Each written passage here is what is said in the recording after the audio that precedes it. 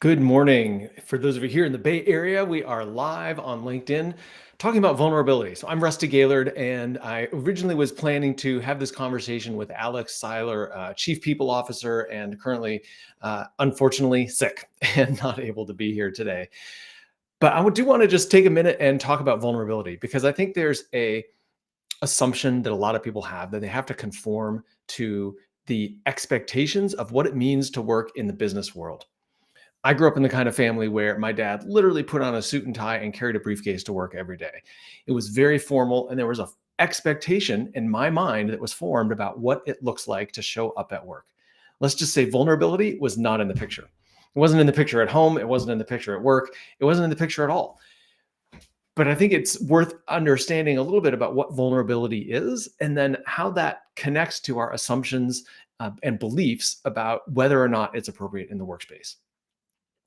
So let's just talk a moment about what is vulnerability. Because if we want to unpack this idea of conforming to this corporate mold and find this place of being able to be more yourself at work, vulnerability is a part of it.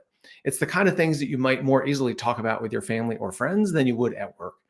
Now, I'm not suggesting you bring inappropriate content into work. That's not the point of vulnerability at all.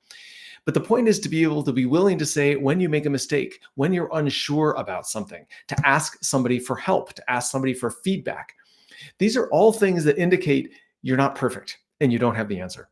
And for high achieving, ambitious, successful people, we all want to look like we have the answer. In fact, that is one of those areas of conformity that a lot of people fall into. It's this belief somehow that gets instilled with us that in order to be successful, you have to have all the answers. You've got to get it right. You can't make a mistake in front of someone else. But that's what vulnerability comes in, because vulnerability is a willingness to share your best ideas, to share your feedback, to take a little bit of a risk.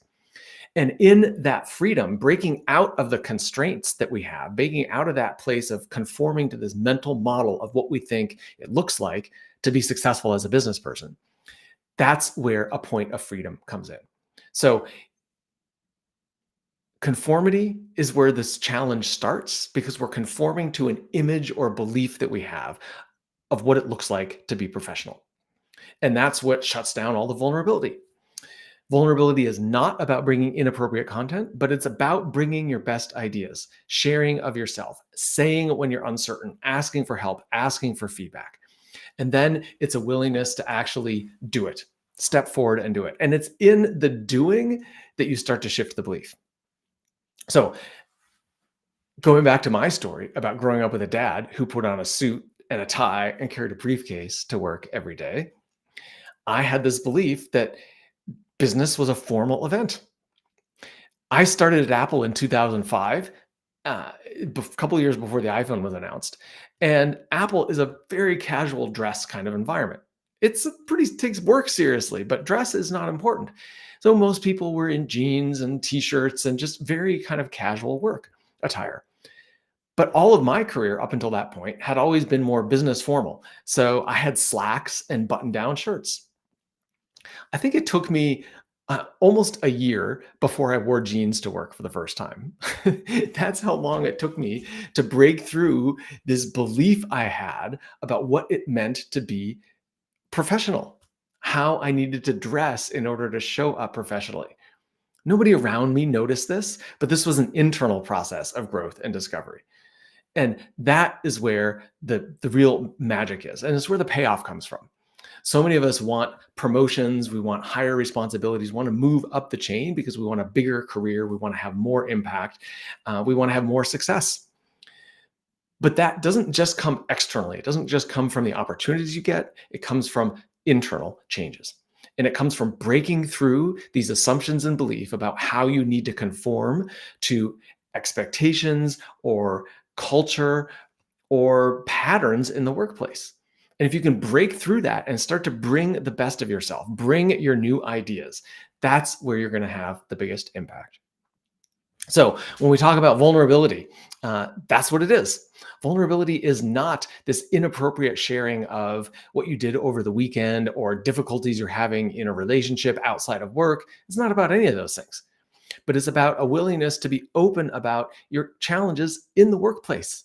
and the difficulties and the places where you're uncertain, and asking for feedback and giving feedback and sharing your best ideas, even though you're unsure about how it's going to be received. Those are all vulnerable things. They make you feel a little nervous. Telling your boss that you don't like something that he or she did.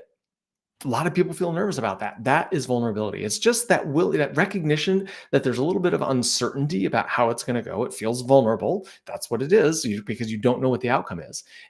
And yet you go forward anyway. All right.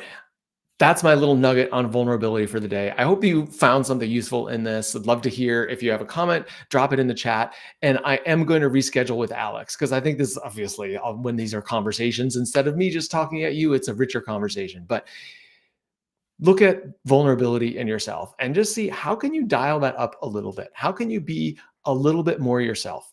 Share your best ideas, share your direct feedback, say the things that you haven't been saying. Ask for help when you need it. Say when you're uncertain. Take one of those things and put it into practice in the next week and see how that can help accelerate your own growth.